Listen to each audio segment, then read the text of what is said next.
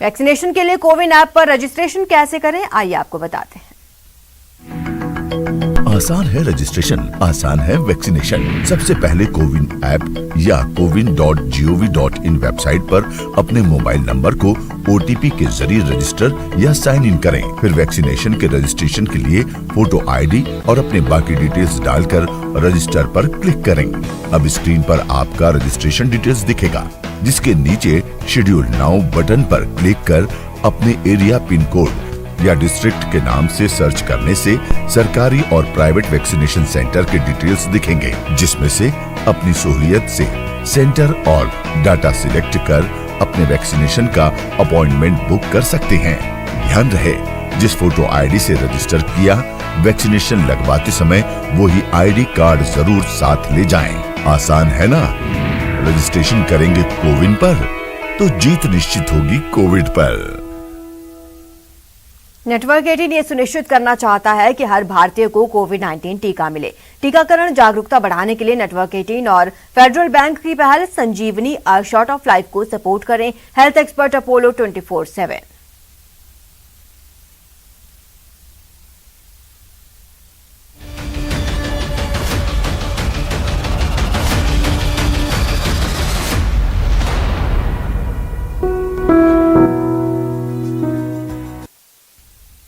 रुकते हैं एक छोटे से ब्रेक के लिए, जल्द हाजिर होंगे। कोरोना से वैक्सीन ही सबसे बड़ा बचाव है। सरकार से लेकर डॉक्टर बार बार सबको यही समझा रहे हैं कि जितनी जल्दी हो सके वैक्सीन लगवा लो, तभी बेकाबू वायरस पर काबू पाया जा सकेगा। बार बार यही कहा जा रहा है कि वैक्सीन पूरी तरह से महफूज है, लेकिन देखिए, जब चित्तौड़गढ़ के एक कस्बे में स्वास्थ्य विभाग की टीम टीका लगाने पहुंची तो क्या हुआ। अरे टीका नहीं लगा, निकले वहां पर पता क्या लगा टीका लगाओ। इस बातचीत से ये तो समझ आ गया होगा कि मामला टीका के डर से जुड़ा है और मौके पर मौजूद लोग टीका लगवाने के लिए इस महिला को समझाने में जुटे हैं, लेकिन वैक्सीन को लेकर वो कतई मानने को तैयार नहीं है। अरे टीका नहीं लगा, निकले वहां पर पता क्या लगा टीका लगाओ। वैक्सीन से डर की कहानी विस्तार से बताएं, उससे पहले ये बता दें कि ये पूरा मामला चित्तौड़गढ़ जिले के बड़ी सादड़ी कस्बे के बांग्लो का खेड़ा का है। जैसे ही यहाँ टीका लगवाने वाली टीम पहुंची, कई लोग दहशत में आ गए।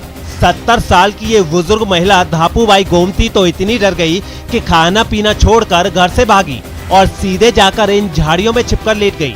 जिसके बाद सरपंच और अन्य कई लोग मौके पर पहुंचे, बुजुर्ग महिला को मनाने में जुट गए। बार बार उसे विश्वास दिलाया कि बाहर आ जाओ, टीका नहीं लगाएंगे। तब जाकर बुजुर्ग महिला झाड़ियों से बाहर आई, लेकिन बाहर आकर भी हाथ जोड़कर मिन्नतें करती रही कि मुझे टीका नहीं लगवाना। नहीं लगा, अरे नहीं लगा हुआ था, हाथ का जोड़ रहा। वैक्सीन के डर से बदहवाश हुई इस बुजुर्ग महिला को लोगों ने पानी पिलाया, लाख समझाया कि टीका लगवा लो अम्मा, ये आपको कोरोना जैसी आफत से महफूज रखेगा।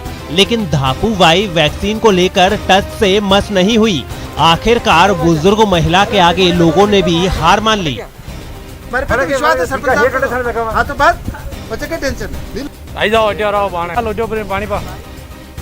साफ है, टीका को लेकर गांव कस्बों में अभी और जागरूकता की जरूरत है, क्योंकि एक भी शख्स बिना वैक्सीन रह जाएगा तो फिर कोरोना के कहर को कौन रोक पाएगा। न्यूज 18 के लिए चित्तौड़गढ़ से सुभाष चंद्र बैरागी की रिपोर्ट। महामारी की दूसरी लहर की वजह से कॉलेज और यूनिवर्सिटी के साथ प्रतियोगी परीक्षाएं भी स्थगित हो गई हैं। छात्रों को ये आशंका है कि कहीं आगामी दिनों में सभी परीक्षा की तिथि एक साथ घोषित न हो जाए। कोरोना की दूसरी लहर का एग्जाम पर असर, एकेडमिक और प्रतियोगी परीक्षाएं स्थगित। परीक्षा को लेकर छात्रों की बढ़ी टेंशन। कम से कम फॉर्म भरवाने की जो प्रथम प्रक्रिया आवेदन की, वो तो तुरंत प्रभाव से सरकार चालू करे। दूसरा, इन सभी में पद वृद्धि करे, क्योंकि पद पहले से काफी 4-5 साल से भर्ती अटकी पड़ी है, तो अब काफी लोग रिटायर भी हो गए, तो पद भी वृद्धि होनी चाहिए इन सभी भर्तियों में। तीसरी, इनकी तुरंत प्रभाव से परीक्षा तिथि घोषित हो, ताकि जो एक परेशान जो अभ्यर्थी बेरोजगार है, वो तुरंत प्रभाव से उसको कोई सुकून मिल सके। सुना आपने, राजस्थान रोजगार संघ के अध्यक्ष का साफ कहना है कि कि कोरोना संक्रमण के थोड़ा कम होते ही राज्य सरकार बेरोजगार अभ्यर्थियों से विभिन्न विभागों के रिक्त पदों पर बहाली की प्रक्रिया तुरंत शुरू करे। जी हां, कोरोना की दूसरी लहर में प्रदेश के हजारों बेरोजगार अभ्यर्थी और विभिन्न एकेडमिक परीक्षाओं के छात्र परेशान हो गए हैं। पहले से ही लेट लतीफ चल रही प्रक्रिया में कोरोना की वजह से और विलंब हो रहा है।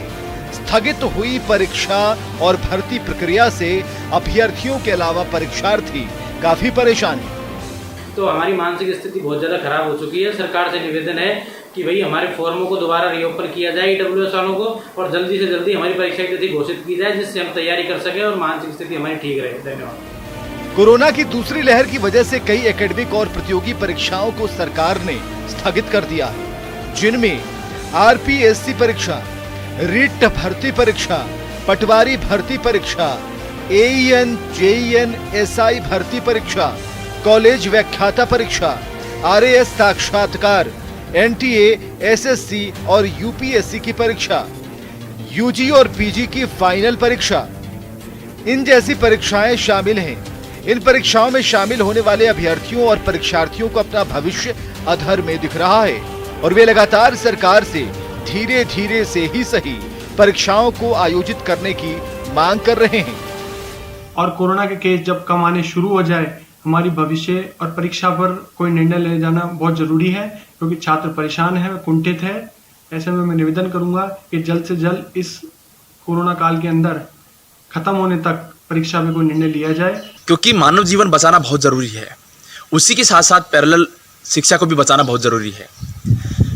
अब हालात धीरे धीरे सुधरने को हैं, उसी को ध्यान में रखते हुए हम सरकार से मांग करते हैं कि परीक्षाओं की तैयारी करें, परीक्षा करवाने की तैयारी की जाए। फिलहाल कोरोना की दूसरी लहर के बाद लगे लॉकडाउन में स्टूडेंट्स अपनी पढ़ाई कर रहे हैं, लेकिन उन्हें इस बात की चिंता जरूर है कि आगामी दिनों में जब परीक्षाओं की तिथि घोषित होगी तो कहीं एकेडमिक और प्रतियोगी परीक्षाओं की तिथियां एक साथ न टकरा जाएं। महेश, न्यूज़ 18, राजस्थान, जयपुर। कोरोना के हाहाकार के बाद अब बारी सुकून वाली खबरों की है। खबर जालौर से है, जहां कोरोना पर लगभग कंट्रोल हो चुका है। अस्पतालों में भीड़ खत्म हो गई है। एक्टिव केसों की संख्या प्रदेश में सबसे कम है। ऐसे में जालौर पूरे प्रदेश को आस जगा रहा है और खुद जालौर के लोगों को राज्य सरकार की गाइडलाइंस के मुताबिक लॉकडाउन की पाबंदियों में कुछ राहत की उम्मीद है।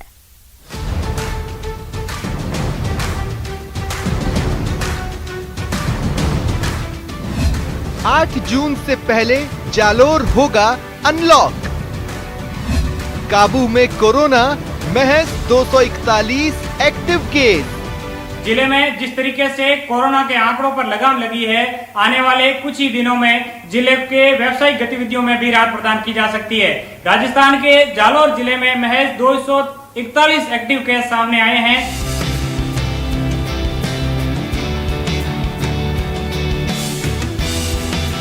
कोरोना की दूसरी लहर में बाकी शहरों की तरह जालोर ने भी काफी मुश्किलें झेली, लेकिन कोरोना पर काबू पाने में जालोर प्रदेश भर में सबसे आगे रहा।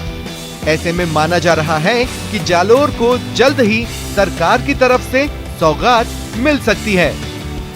दरअसल कोरोना की नई गाइडलाइंस के मुताबिक सरकार ने वैसे जिलों में कारोबारी छूट के संकेत दिए हैं जहां कोरोना के एक्टिव केस की संख्या कम है।